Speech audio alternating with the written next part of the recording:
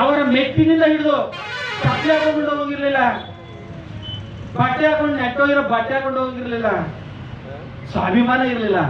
ಎಲ್ಲ ಬದುಕಿಗೆ ಏನೇನ್ ಬೇಕು, ಸೂರು ಜಂತ ಮನೆ ಕೊಟ್ರು, ಬೆಳೆಯಕ್ಕೆ ಭೂಮಿ ಕೊಟ್ರು, ಇರಕ್ಕೆ ಮನೆ ಕೊಟ್ರು, ಕರೆಂಟ್ ಕೊಟ್ರು, ಜೀತ ಪದ್ಧತಿ ಬಿಡಿಸಿದ್ರು, ಋಣಮುಕ್ತ ಕಾಯ್ದೆ ಮಾಡಿದ್ರು. ಒಂದ ಎರಡ ಇವೆಲ್ಲ ಜೆರಾಕ್ಸ್ ಮಾಡ್ಕೊಡ್ತೀನಿ ನಮ್ಮ ಮಕ್ಕಳಿಗೆ, ಓದ್ಕೊಬಿಡಿ. ಟೈಮ್ ಆಯ್ತು, 15 ನಿಮಿಷ ಜಾಸ್ತಿ ಆಯ್ತು, ನಿಲ್ಲಿಸ್ತಾ ಇದ್ದೀನಿ.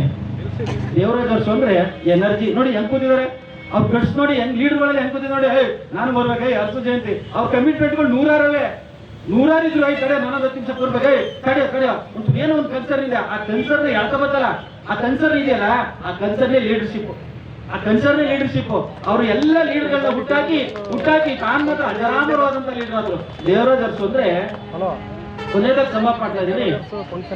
ದೀಪ, ಆರದ ದೀಪ, ನಂದ ದೀಪ, ಶೋಷಿತರ ಹಿಂದುಳಿದವರ ರೂಪ, ಮತ್ತೊಂದು ರೂಪ ಬಾಬಾ ಸಾಹೇಬ್ ಅಂಬೇಡ್ಕರ್ ಪುಸ್ತಕದ ರೂಪದಲ್ಲಿ ಎಲ್ಲರಿಗೂ ದೇವರಾದ್ರೆ, ಅರಸುನವರು ಆಡಳಿತದಲ್ಲಿ ಎಲ್ರಿಗೂ ಮಾದರಿಯಾದ್ರು. ರಾಜ್ಯಕ್ಕಲ್ಲ ಇಡೀ ದೇಶಕ್ಕೆ ಮಾದರಿಯಾರು. ಅವ್ರು ತಂದ್ರೆ ಭೂ ಸುಧಾರಣೆ, ಅದು ಪಶ್ಚಿಮ ಬಂಗಾಳದಲ್ಲೂ ತಂದಿರಲಿಲ್ಲ, ತ್ರಿಪುರದಲ್ಲೂ ತಂದಿರಲಿಲ್ಲ, ಕೇರಳದಲ್ಲೂ ತಂದಿರಲಿಲ್ಲ ಭೂ ಸುಧಾರಣೆನ. ಅವ್ರು ತಂದ್ರಲ್ಲ ನಿಯಮ ಯಾವ್ದೋ ಮೀಸಲಾತಿ 600 ಈಗ ಅದನ್ನ ತಂದಿದ್ದು ಯಾರು? ನಾವು ತಂದಿದ್ದು ಅರಸುನವರು, ಯಜಮಾನವರು ಕಮಿಟಿ. ಅದಾದ್ಮೇಲೆ ಮಂಡಲ ತಂದಿದ್ದು. ಇಡೀ ದೇಶಕ್ಕೆ ಮಾದರಿ ಮನುಷ್ಯ, ಮಾದರಿ ಆಡಳಿತಗಾರ ನೋಡಿದಂತ ಎಲ್ಲ ಹಿರಿಯರು ಅವ್ರನ್ನ ಪಾಲ ಮಾಡ್ಕೊಂಡ್ಬಂದು ಇಲ್ಲಿವರೆಗಿನ ಎಲ್ಲ ಆಡಳಿತಗಾರರಿಗೆ ಒಂದು ಸ್ಫೂರ್ತಿ. ಕೊನೆಯದಾಗಿ ಒಂದು ಮಾತನ್ನ ಹೇಳಿ ಸಮಾಪ್ತ ಮಾಡ್ತಾ ಇದ್ದೀನಿ. MC ನಾಣಯ್ಯ ಹೇಳಿದ್ರಿ ನೀವು, ನಮ್ಮ ಕೊಡಗಿನ ಒಬ್ಬ ಲೀಡರು.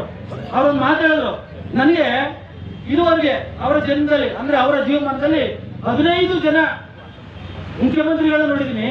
ಆ 15 ಜನದಲ್ಲಿ ಒಂದು ತಕ್ಕಡಿಗೆ ಇಟ್ಟು ತೂಗಿದ್ರೆ ಆ 14 ಜನ ಮುಖ್ಯಮಂತ್ರಿಗಳು ಒಂದ್ ಕಡೆ ಬಂದ್ರೆ 15ನೇರು ನಮ್ಮ ದೇವರಾಜ್ ಅರಸು. ಅವರ ವಾಟೆನ್ನೇ ಬೇರೆ, ಅವರ ತೂಕನೇ ಬೇರೆ ಅಂದ್ರು. such a great words.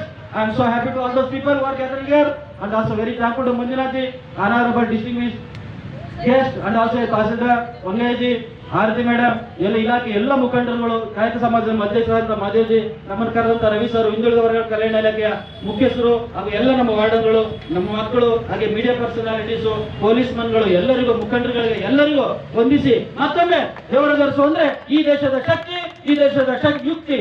ಜೈ ಹಿಂದ್, ಜೈ ಭಾರತ್. Thank you.